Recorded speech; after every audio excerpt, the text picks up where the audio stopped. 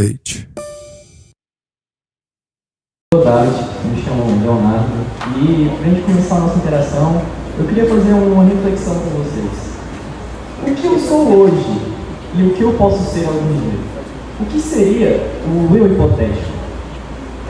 Muitas das vezes nós ficamos nos martirizando porque a gente pensa, se eu não tivesse feito aquilo? E se eu tivesse feito aquilo? Onde eu estaria hoje? Onde eu posso estar algum dia? Hoje eu vou explicar para vocês como eu cheguei até aqui. Um pouco da minha história. Sou Leonardo, tenho 18 anos, sou nascido e criado na cidade do município de Lusiânia, Goiás, e resido lá até hoje. Esvolto todos os dias, mas alguns dias eu tenho o privilégio de ter a carona da minha mãe. E nesses dias eu tenho a sorte de gastar só 50 minutos para vir, 50 minutos para voltar. Os dias que eu não tenho, são 2 horas e meia de ônibus, mas é isso que a vida nos proporciona, né? E pelo fato de eu vir de Goiás, as pessoas aqui na faculdade, no campus, sempre tratam a gente, sempre trataram como, você é o estereótipo do agro, você vem de fazenda, e sim, eu também de fazenda, eu sempre gostei muito. Mas durante toda a minha vida, eu olhava para a fazenda, eu olhava para os animais, o que minha família fazia, e eu falava, eu acho que não é que devia estar. Eu acho que tem alguma coisa maior para mim.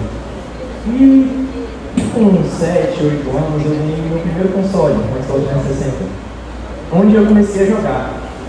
E nesses jogos eu comecei a desenvolver uma certa paixão pela tecnologia. Conforme eu fui me desenvolvendo, em 2020, eu montei meu primeiro computador, com 13 anos, tive uma das melhores experiências da minha vida, porque eu percebi que através de vários componentes eu consegui montar uma máquina. Nossa, que legal. Com o passar do tempo, eu comecei a jogar nesse computador e eu comecei a entrar no jogo chamado CS. Nesse jogo, para os mais leigos, tem uma aba chamada console, que você abre, você pode digitar alguns comandos e algumas coisas na sua tela mudam. E eu percebi, caraca, acho que eu gosto de digitar algumas coisas, apertar Enter e alguma coisa acontecer. Qual é a área que pode me satisfazer acerca disso? Meu pai sempre foi muito da área de exatas, inclusive engenheiro mecatrônico, e o sonho dele foi que um dia eu fosse engenheiro, como família de digitais, família de médicos. Meu pai queria que um dia eu tivesse o CREA, né? Conselho Regional de Engenharia e Agronomia. Entretanto,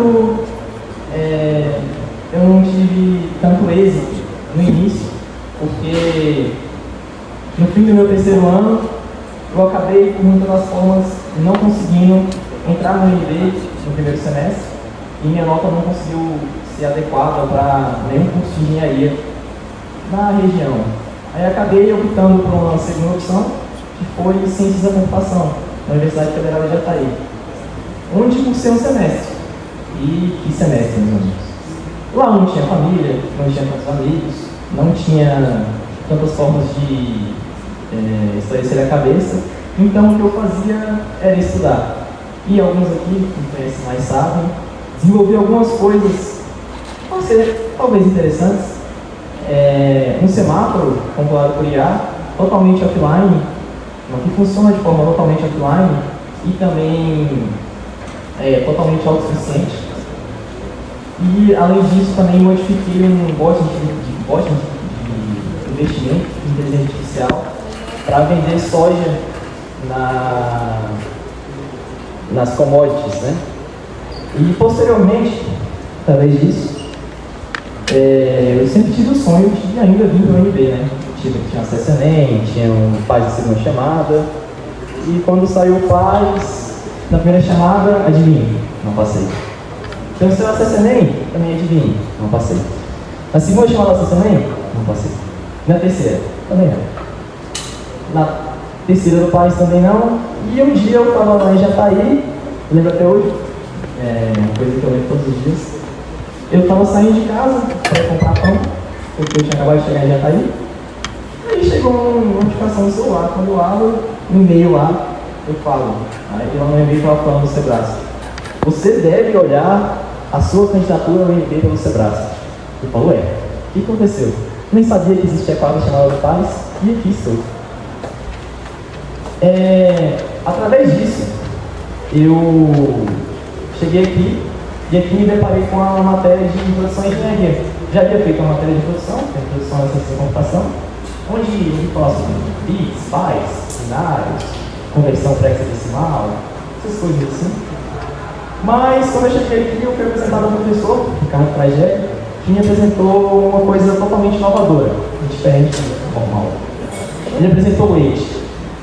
EIT é uma forma de explicar a matéria em que você tem que apresentar as 5 engenharias para os alunos e, além disso, fazer algumas coisas a mais.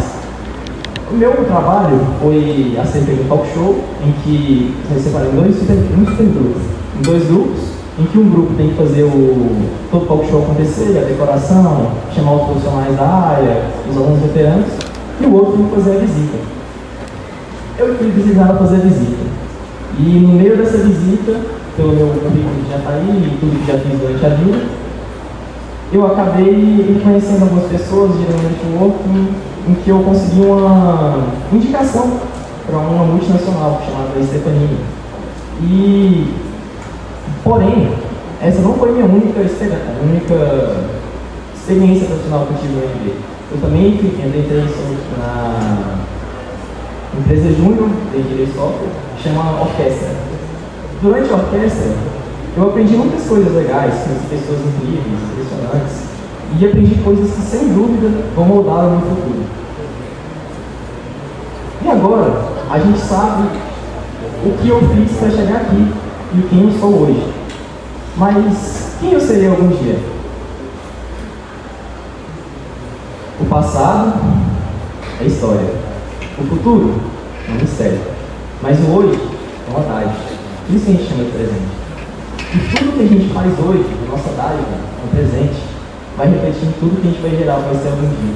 A cada dia que a gente acorda, a gente esculpe o que a gente vai ser algum dia. E nessa equação que eu acabei de gerar para vocês, é que, a partir de hoje, reflitam. O que eu serei se eu tirar o sim da equação e parar de me martirizar pelo que já aconteceu? Se eu realmente, a partir de hoje, mudar quem eu quero ser e quem eu sonhei a ser. Muito obrigado.